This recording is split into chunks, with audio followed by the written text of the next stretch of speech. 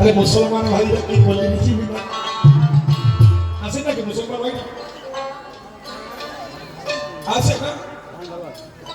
আচ্ছা, সৃষ্টিকর্তা কয়জন বলেন তো?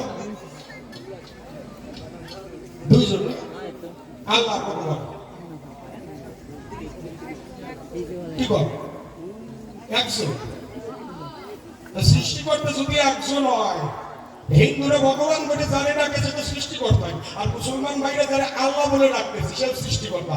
আমি তো এই ধারণা আল্লাহ ভগবান কারো বাবাইতে সম্পত্তি না, আল্লাহ ভগবান কারো বাবাইতে সম্পত্তি না। সত্য কথা বলতেছে, সামনে দুই ভাই, বড় ভাই আর ছোট ভাই বলে আপনাদের কাজ বাড়িতে একটা কাঁঠাল গাছ, তো একটা কাঁঠাল গাছে ভগবানের কৃপায় একটা কাঁঠাল হয়েছে, কিন্তু দুই ভাই দুইজনের ভক্ত। ছোট ভাই হচ্ছে গুরুচাঁদ ঠাকুরের ভক্ত, আর বড় ভাই হচ্ছে সানাল ভক্তের ভক্ত। তো গাছে যখন কাঁঠাল হয়েছে, দুই ভাইয়ের মনে আনন্দ হয়েছে। বড় ভাই মানুষই করছে মনে মনে যে কাঁঠাল বড় হইলে পরে আমি আমার গুরু সানাল ভক্তের দিয়ে দেবো, আর ছোট ভাই মনে মনে মানুষই করছে কাঁঠাল বড় হবে আমি গুরুচাঁদ ঠাকুরের মাই দিয়ে দেবো। কাঁঠাল একটা মানুষই দুই জায়গায় হয়ে গেছে, দুই জায়গায় মানুষ হয়ে গেছে। কিন্তু উদার পরিচয় কাঁঠাল এবার আস্তে আস্তে বড় হয়। যখন ছোট ভাই থাকে না বলি আপনাদের নিকটে, বড় ভাই তখন কাঁঠাল গাছে ওঠে, মানে কাঁঠালে চাপ দিয়ে গেছে পাকছে। এবার যখন বড় ভাই থাকে না তখন ছোট ভাই ওঠে, কাঁঠাল পাকছে দেখি কবে থাকবে। আমি বলি ভাই কাঁঠাল থাকে না, কিন্তু দুই ভাইয়ের কাছে ওঠার ঠেলায় কাঁঠাল গাছ তেলা তেলা হয়ে গেছে, কাঁঠাল মাঠে নাই। কিন্তু বলি আপনাদের কাছে নাই, একদিন ছোট ভাই বাড়ি নাই, বড় ভাই যেজন ছিল তখন বড় ছোট ভাই বাড়ি নাই, বড় ভাই দেখতে পারে গাছে উঠে কাঁঠাল পাইকে গেছে। ওই কাঁঠাল কাইটে মাথায় নিয়ে গুরু বাড়ির দিকে রওনা দিচ্ছে। গুরু বাড়িতে যখন রওনা দেয় কিলোমিটার পরিচয় 1822 হাঁটতে হাঁটতে সানাল ফকিরের দরবারে গেছে। ওই কাঁঠাল দিয়ে যখন সানাল ফকিরের পায় ভক্তি দেয়, সানাল ফকির ডেকে কয়, এই কার কাঁঠাল আনছিস? এটা আমার কাঁঠাল না, এ তো গুরুচাঁদ ঠাকুরের নামের কাঁঠাল, তাড়াতাড়ি দিয়ে দিয়ে দিয়ে। ওই বড় ভাই বলছে কাঁঠাল কাঁঠাল মাথায় নিয়ে হাঁটতে হাঁটতে আবার ওরাকান্দি যাচ্ছে, সব তো গাড়ি পৌঁছতে হাঁটতে হাঁটতে ওরাকান্দি গুরুচাঁদ ঠাকুরের পায়ে গিয়ে যখন কাঁঠাল দিছে, গুরুচাঁদ ঠাকুর ডেকে বলে, কার কাঁঠাল আনছিস? এটা আমার কাঁঠাল না, তো সানাল ফকিরের কাঁঠাল, দিয়ে দিয়ে দিয়ে ও আবার কাঁঠাল নিয়ে আবার আসছে। ভাই ওরাকান্দের কথা নবাব করছে, হাঁটতে হাঁটতে আবার গুরু বাড়িতে গেছে। গুরু বাড়িতে গিয়ে সানাল ফকিরের পায়ে গিয়ে যখন কাঁঠাল দিয়ে ভক্তি দিচ্ছে, সানাল ফকির রাগ হয়ে গায়ে দেয়, বলছেন কাঁঠাল দিয়ে আবার এখানে নিয়ে এসেছিস, পায়ে দিয়ে তোমরা স্কুল পাইবো, সব কাঁঠাল দিয়ে ও কাঁঠাল নিয়ে ওরা করতে ওরা পাচ্ছে।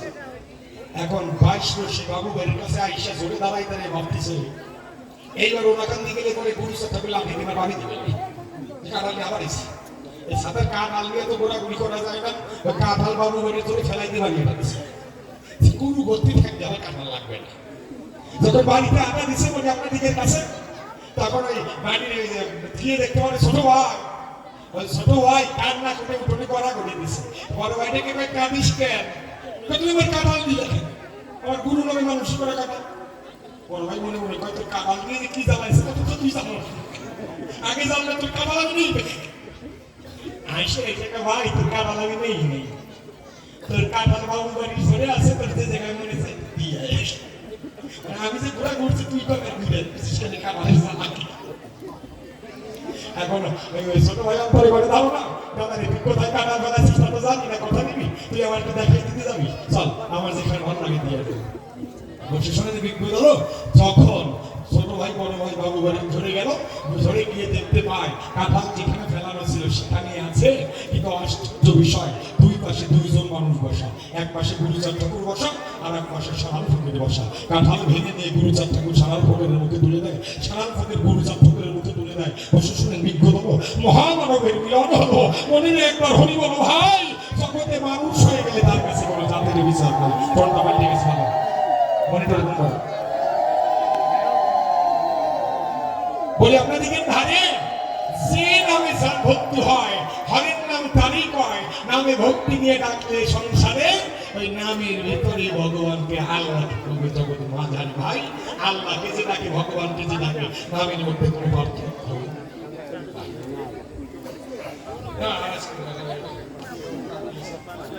কিন্তু ওটার পরিচয় এইবার তার আর ছোট্ট একটা প্রশ্ন আছে, তাই না?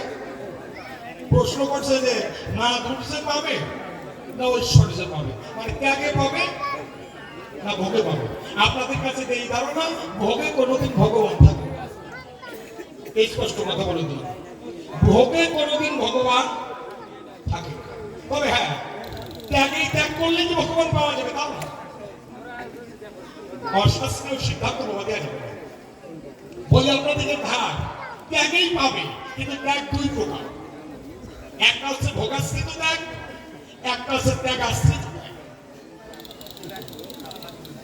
এবার বুঝতে হবে ত্যাগী কে। যে সংসার ত্যাগ করেছে, বাবা মাকে ত্যাগ করেছে, ওটা ত্যাগই না, ওটা বেশি ভোগী। কেননা সংসারে বাবা মা ত্যাগ করে ভিক্ষে করে খায়, ওইগুলো লোভী মানুষ। হ্যাঁ, মানে কাম করে লাগবে না, পরে বাড়ি গিয়ে খায়, ওদের ত্যাগে ত্যাগী বলা হয় না। ত্যাগী কে? যে বিষয় বাসনা কর্মফলকে ত্যাগ করে দিতে পারে সেটা। এই ত্যাগটা কিভাবে করা যায় সেটা কি? ভোগাশ্রিত, মানে ভোগের ঘরে থেকেও করা যায়, সংসারে থেকেও করা যায়, এবং ত্যাগের ঘরে সংসার ত্যাগ করেও করা যায়। এবার সংসারে থেকে যার ভাবের উদয় হয় সেই তো পরম বৈষ্ণবে জানিও নিশ্চয় এই সংসারে থেকে যে কর্মফলকে ত্যাগ করতে পারে, মায়ার বাঁধনকে ত্যাগ করতে পারে, গীতায় তাকে নিত্য সন্ন্যাসী বলে প্রকাশ করেছে। এরাও ভগবানকে পায়, আর ত্যাগ করলেও ভগবানকে পায়। কিন্তু এই ধারণা যারা ভোগের ঘরে আছে, বাসনাযুক্ত অন্তর আছে, তারা কোনোদিন ভগবান পায় না। গৌরাঙ্গ বাবু পরিষ্কার করে দেখে বলছে, আমি বিষয় গ্রহণ করি। যাদের বিষয়যুক্ত চিত্ত, এই বিষয়যুক্ত চিত্ত কি?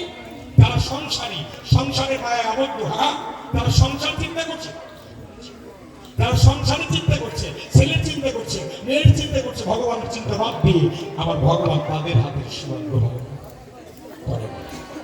যাদের ভিতর কামনা আছে, কি এই ধারণা বাবা ত্যাগ ছাড়া ভগবানকে পাওয়া যায় না। কেমন করে? ধরেন কেউ যদি আপনাদের অঞ্চলে কেউ যদি মারা যায়, তার শোষ পালন করেন না? কয়দিন করে? 10 দিন 11 দিন করে। একজন মারা গেল না, তার 11 দিন পরে আর একজন মারা গেল, আবার পালন করেন না? একজন মারা গেলে কয়দিন পালন করেন? 11 দিন। একটা লোক মারা গেলে 11 দিন আপনার দেহটা অসহ্য হয়। বিজ্ঞানে প্রমাণ করেছে, সাধকরা প্রমাণ করেছে, একবার বীর্যপাত হলে পরে 300 থেকে 5,500 গ্রহদিক মারা যায়। তাহলে একটা ক্ষেত্রে আপনার মতো আমার মতো সন্তান ধারণ করে, আপনার দেহটা কত বছর অপবিত্র হয়ে যায়?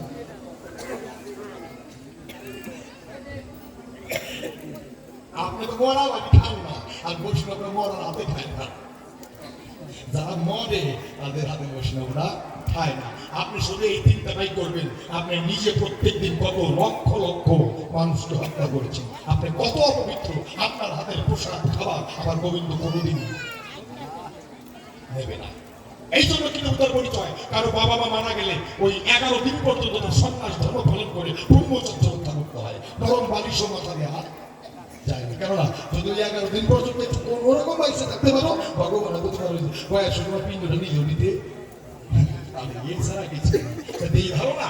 11 দিন পর্যন্ত অসুস্থ থেকে একটা মানুষ মারা গেলে, আর দেহ থেকে যখন হাজার হাজার মানুষ মারা গেলে, আপনার দেহটা কত বড় অপবিত্র আপনি নিজে চিন্তা করতে পারেন। কেননা ফকির লালন ফকির ডেকে কয়, পাখি কখন যেন উড়ে যায়, এক বদ হাওয়া লেগে খাঁচায়। খাঁচা, এই খাঁচাটাকে যে পবিত্র রাখতে না পারে, আমার ভগবান সে খাঁচার ভিতরে বসে দিয়ে থাকে। কি দেবতার পরিচয়? এক বাস্তব কথা বলা জানো, সাধুরা কেন সংসার ত্যাগ করে? এইবার শুনুন, রাগ করবেন, আমার কথাগুলো বুঝতে হবে। এমন একজনের পরশ দেখেন বাবা, একটা নারীর যখন আপনার হাত ধরবে তখন আপনার ভালো লাগছে, কোমল হাতের স্পর্শ ভালো লাগছে, ছোঁয়াটা ভালো লাগছে, আপনি অনুভব করছেন আপনার ভালো লাগছে। হ্যাঁ, কিন্তু তার পরিচয় মানুষের যখন সেই পিতৃ সত্তা দেহ থেকে চলে যায়, তখন কিন্তু আপনাকে স্পর্শ করে দিয়ে যায়, তখন সুখটাকে কোনোদিন ভাষায় প্রকাশ করা যায় না। কত সুখ লাগে, কিছু সুখ, কত সুখ অনুভব করলেন। কেন অনুভব করলেন এটা শুনেন। যখন পিতৃ সত্তা আপনার কাছ থেকে চলে গেল, আপনাকে বাবা হাত ধরে জানান দিয়ে গেল, তোর দেহে আমি এত বড় আনন্দ সত্তা ছিলাম, কত বড় আনন্দ সত্তা, কত বড় আনন্দ সত্তা ছিলাম, আমি চলে গেলাম, তোকে ধরে দিয়ে বলে গেলাম, কত আনন্দ আমাকে মিশিয়ে দিলি। এই আনন্দটা যদি তোর ভিতরে রাখতে পারো, মহানন্দের দেশে চলে যাবে, আর নিত্য নিত্য চিত্তে আনন্দ সেই মানুষ ভগবানকে লাভ করবে যে রক্ষা করে পিতৃধন, সে বাপের বেটা পিতৃধনের উপরে হরিধন।